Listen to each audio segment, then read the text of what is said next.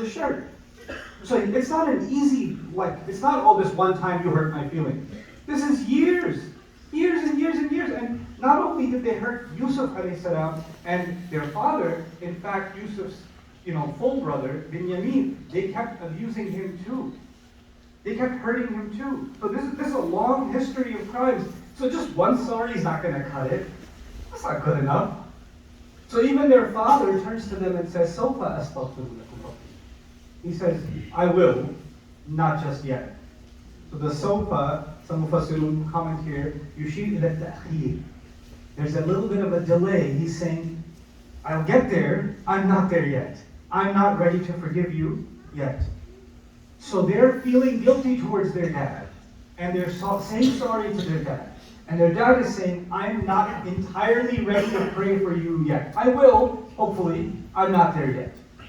The reason I wanted to bring this up is because we have to understand the difference between the human ability or inability to forgive right away. And the difference between that and who Allah is. Allah forgives right away. Allah forgives right away. You could be committing crimes against Allah for years and years and years. Sins on top of sins on top of sins. Knowingly and unknowingly. Ya Allah, I knew I had to pray, I still didn't pray. I knew that was wrong, I still did it. I knew that was haram, I still earned money that way. I knew that was wrong, I still lied about it in court. I still did this, I still did that. I did hurt this person because I was angry. I did this because I didn't care about it. I did this because I just didn't want to hear anything else. I was selfish at the time. I was drunk on my own emotions at the time. Whatever it was. And you can have so many crimes against Allah for so long. And at the end of all of that, Allah just says, just make tawbah, just make istighfar, right? And He says, إِنَّ اللَّهَ يَغْفِرُ الذُّنُوبَ جَمِيعًا يَا عِبَادِيَ الَّذِينَ أَسْرَفُوا عَلَىٰ أَنفُسِهِمْ لَا تَقْنَطُوا مِنْ رَحْمَةِ اللَّهِ إِنَّ اللَّهَ يَغْفِرُ الذُّنُوبَ جَمِيعًا. My slaves that have been crossing, that have done crossed the line. أَسْرَفُوا. They went past the line and they've been going past the line. They've lived a life of crossing the line. Don't lose hope in Allah's loving care. Allah will forgive all sins. Just come back. Just make a step forward. Right? But then that sounds too easy. And because we know that when you ask somebody else for forgiveness, they don't forgive that easily.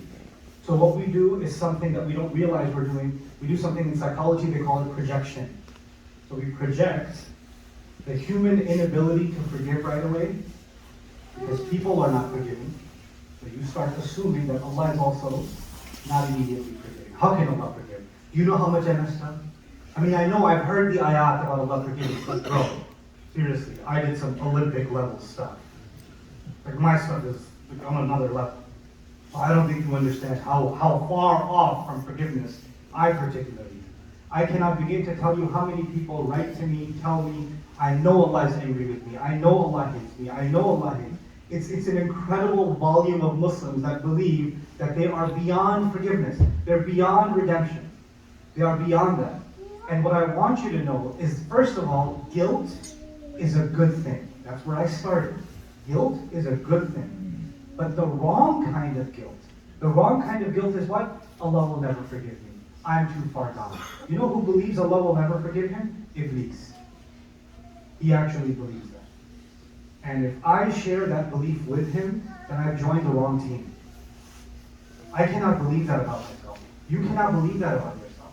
That Allah will never forgive. You cannot do that. You can't do that to yourself. The other thing that's tied to this that I wanted to share with you is we say things like Allah is angry with you, Allah hates you. It's remarkable that in the Quran, even though karaha and karahiyah and yakrahu, the verb, is used, to hate is used. But Allah doesn't use the word hate for Himself, for people. Like Allah doesn't say, Inna Allah yakrahu kada wa kada. Allah hates so. He says, Inna Allah la yuhib. He says Allah doesn't love. Allah does not love. He goes that far. He says He does not love certain kinds of people. But He never says He hates certain kinds of people. In fact, when Allah does mention hate with Himself, He mentions some kind of action with it. So, كَرِهَ اللَّهُ بِعَاثَهُم, for example. Allah hated that these people should come along. So He'll mention an action that He hates. But He doesn't mention people that He hates. The farthest He goes in the Quran, He says He doesn't love certain kinds of people. He doesn't. They stop qualifying for Allah's love, which brings me to the next opposite extreme. On the one hand, there are people who have so much guilt, Allah will never forgive. On the other hand, there are people that go further than even Christians. God is love, man. Allah forgives. Why you gotta feel guilty about it all the time? Allah will forgive. Allah understands. Allah gets me like you don't get it. I have this special connection with Allah. He gets my situation. Allah will forgive. Allah has unconditional love.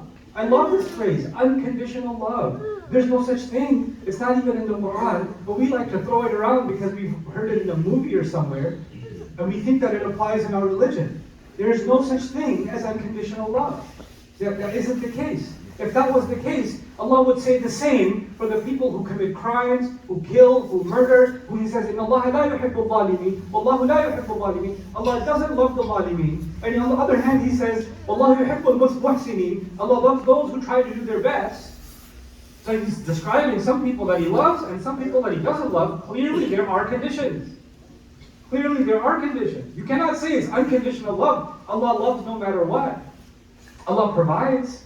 Allah shows care, Allah shows love, but there's a level of love from Allah that you have to qualify for. You have to meet certain conditions. I have to meet certain conditions to get there. And one of the most beautiful ones among them is in Allah yuhibbu at-tawwabin wa yuhibbu al-mutatahhirin. Allah loves those people who keep coming back to Him. They feel bad and they come back to Him. They fix course, they correct their ways. So I know as you're listening to this, many of you might have tons of questions about your own personal situation. I'll just tell you one or two things. It may well be that I have wronged somebody and they're not ready to forgive me. They're not ready to forgive me. Fine. But you know what? You cannot take the next step. If for example, I'm not ready to forgive someone, I cannot say, by the way, on Judgment Day, I'm going to tell Allah what you did. Allah will ask for me. That is an extremely arrogant, out-of-place thing to say. It's out of place. Let me tell you why. Allah describes Judgment Day. He says, لا يتكلمون إلا من أذن له الرحمن. Nobody will speak on that day except the one Ar-Rahman gave permission to. Except you apparently will say, excuse me Allah, this guy over here, one day at a Tim Hortons, you see, culturally relevant, so Tim Hortons, you know what he said to me? I want to deal with that. No, you're not going to be in a position to talk about anybody else. So this idea that you have that somehow Judgment Day is when you get, Allah will say, no, let me hear your complaints first. Let me get your situation out because you have special VIP status on Judgment Day. This is an extremely arrogant and almost blasphemous thing to say. Then we say, oh, Allah will never forgive you. Really? I have the right to say about someone, Allah will never forgive them? Where did I get this ego from? What wahi came to me that Allah will never forgive them? Allah told Musa alayhi salam that maybe Fir'aun can earn forgiveness. لَعَلَّهُ يَذَّكَّرُ وَيَخْشَى. Maybe Fir'aun can turn around. But you apparently know for a fact that your mother-in-law is going to hell. You know this for a fact.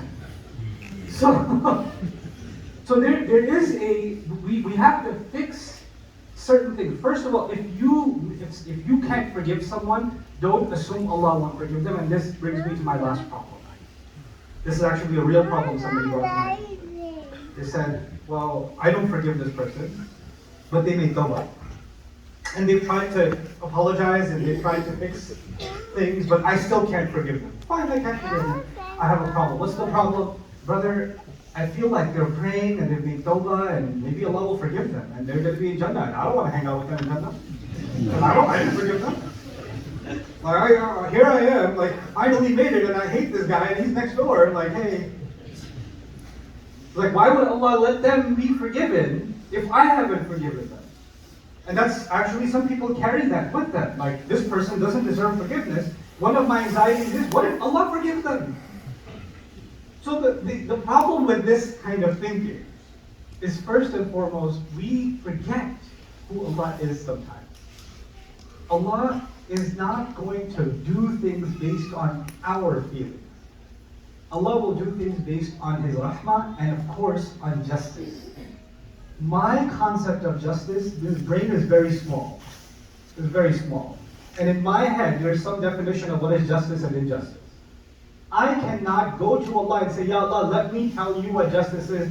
this guy should not have a house in Jannah. There was a mistake in the calculations. Bring back the angels. We need to do a re-audit of his hisab because he should. Because you know what's happening now? You are questioning Allah's divine wisdom. If Allah decides to forgive someone, that's in the hikmah of Allah, in the knowledge of Allah, and I have to humble myself and not feel like, unless I see them burning, I won't be satisfied. I can guarantee you, they will not be your concern when you get up on Judgment Day. I can guarantee you. They may be a huge concern for you right now, they are not going to be a problem for you on Judgment Day.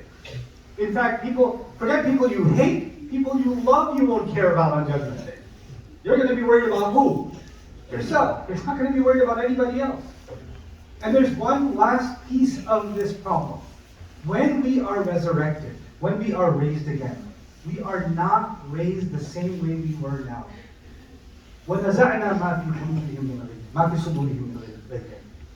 We will pull out any bad feelings they used to carry inside of their chest. We're going to pull them out. All of the ill feelings that used to be carried inside of the chest, they're going to be pulled out. Jannah, we are almost a new species. We're a new existence. خَلْقًا آخَرَ, actually. We're a new creation altogether. In fact, even among the Sahaba, sometimes there were conflicts. And Allah described in the Quran, إِخْوَانًا عَلَى سُرُرٍ مُتَقَابِلِينَ. Brothers, sitting on couches, facing each other. You ever been to a party, you're sitting in front of someone, you don't like them? The food doesn't taste good anymore. Why is this guy here?